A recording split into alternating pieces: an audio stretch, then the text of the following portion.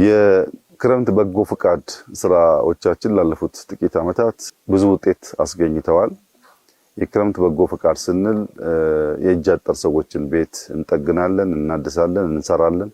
ሃውሲንግ ላይ የምንሰራው ስራ አንድ የክረምት በጎ ፍቃድ ስራችን ነው። ሀገር በቀል ዛፎችን እንተክላለን፣ ፍሩቶችን እንተክላለን። በአንዳንድ ቦታ ደግሞ ባህር ዛፎችን እንቀንሳለን። ይሄም የክረምት በጎ ፍቃድ ስራ አካላችን ነው።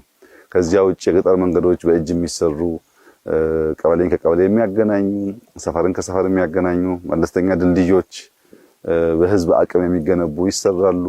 ፋርማሲዎች ይገነባሉ። የመዋለ ህጻናት ትምህርት ቤቶች ይገነባሉ። በእነዚህ ሁሉ ስራ ውስጥ በመንግስት በጀት የማይሸፈኑ ነገር ግን የማህበረሰቡን የዕለት ተዕለት ችግር የሚፈቱ በርካታ ውጤታማ ስራዎች ሲሰሩ ቆይተዋል። አሁን ዘንድሮ ወሊሶ ላይ የኛ ቢሮ እዚህ ስፍራ ላይ መጠነኛ ቤቶች ይገነባል። ልክ አምና በማዕከላዊ ኢትዮጵያ እንደጀመርነው ስራ ማለት ነው። ታስታውሱ እንደሆነ ወልቂጤ ላይ፣ ስልጤ ወራቤ ላይ፣ ሀዲያ ላይ፣ ከምባታ ላይ ሰርተን ነበር።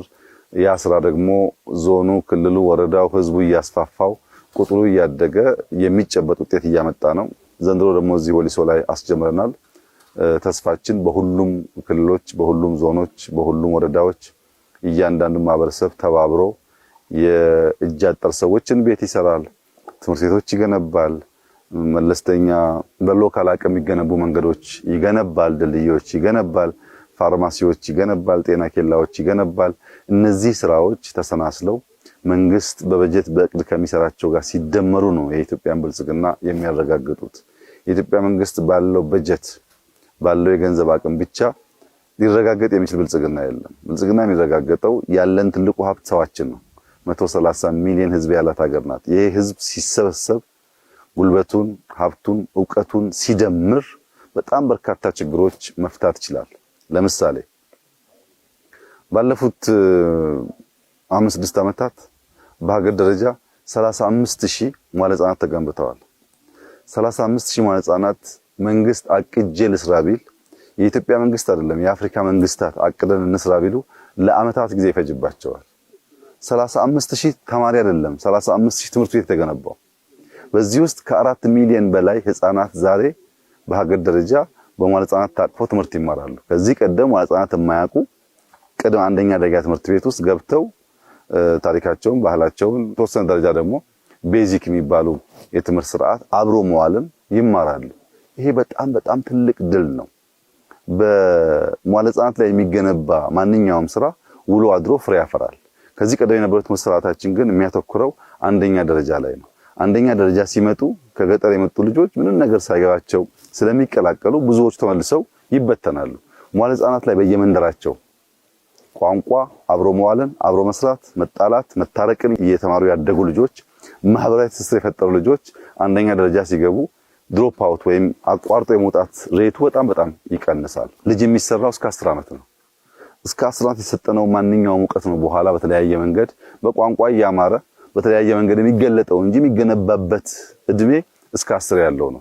ከዚህ ውስጥ እስከ 7 ያለው ወይም አብዛኛው ፐርሰንት በመዋዕለ ህጻናት ውስጥ የሚሸፈን ይሆናል። ያንን ጊዜ ሚስ ማድረግ የለብንም ብለን ነው የምንሰራውና የክረምት በጎ ፍቃድ ስራዎቻችን አጠቃላይ በሀገር ደረጃ የምንሰራው 20-30 ሚሊዮን ህዝብ የሚሳተፍበት፣ ብዙ ብር የሚዋጣበት፣ ብዙ ችግሮች የሚፈቱበት፣ ተማሪዎች ከዩኒቨርሲቲ መጥተው ቀያቸው ሲውሉ የሚጨበጥ ውለታ ውለው የሚሄዱበት፣ ዛፍ ተክለው አጥራጥረው የደሃ ቤት ሰርተው መንገዶች ቀይሰው ከወጣቶች ጋር ተባብረው አቅመ ደካሞችን ደግፈው ስለሚመለሱ ወደ ዩኒቨርሲቲ ተመልሰው ቲዮሪ ሲማሩ መሰረት አላቸው፣ ባህል አላቸው፣ የትብብር መሰረት አላቸው፣ የትግግዝ መሰረት አላቸው። ቀያቸውን፣ ባህላቸውን፣ ታሪካቸውን ንቅል አይደሉም። ተነቅለው የተበጠሱ ሳይሆኑ ፋውንዴሽናቸው ላይ የቆሙ ናቸው። እንደዚህ ያለው እድገት ነው ሙሉ እድገት የሚሆነው። የተነቀለ እድገት ከማህበረሰቡ የወጣ እድገት ዋጋ የለውም። ቀየውን ያወቀ የሽማግሌዎችን ተረት ያወቀ የሽማግሌዎችን ምርቃት ያከበረ ሽማግሌዎች የደገፈ እዚህ የጎደለውን ደግሞ ዩኒቨርሲቲ ሄዶ የተማረ ሰው ሙሉ ሰው ነው። ያኔ ለሀገር የሚጠቅም ለሀገር የሚበጅ ዝም ብሎ የሚያወራ ብቻ ሳይሆን በተጨባጭ የሚሰራ ይሆናል። የማይሰራ እጅ በሚናገር አፍ ፍሬ ያፈራል። የሚሰራ እጅ በሚናገር አፍ በሚያስብ ጭንቅላት የተደገፈ እንደሆነ ግን ብልጽግና ያረጋግጣል። አብዛኛው አሁን ያለንበት ችግር የማይሰሩ እጆች በሚናገሩ ብቻ አፎች ተይዘው ልማት ይመጣ፣ ሰላም ይመጣ፣ ብልጽግና የሚረጋገጥ ይመስላችኋል? ያ መሆን አይችልም።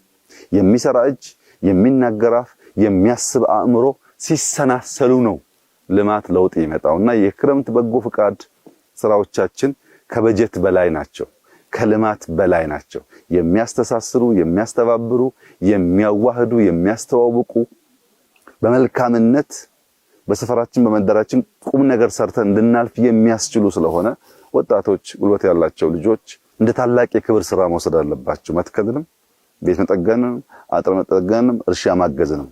አዛውንቶች ደግሞ በዛ ውስጥ ባህልን፣ ቋንቋን ማስተማር፣ ተረትን ማስተማር፣ ጸሎትን ማስተማር፣ መሬት መርገጥን፣ አፈር መንካትን ወደ ሰማይ ሲያንጋጥጡ ለምስጋና እንዲሆን ደግሞ ማስተማር ያስፈልጋል። ያ በሚሆንበት ሰዓት ሙሉ ቅርጽ ያላት የምትናበብ ቁም ነገር የምትሰራ ለራሷ የምትበቃ ለሰፈሯ የምትተርፍ በሀገር ስመጥር የሆነች ኢትዮጵያን መገንባት ያስችላል። እንስራ፣ እንበርታ።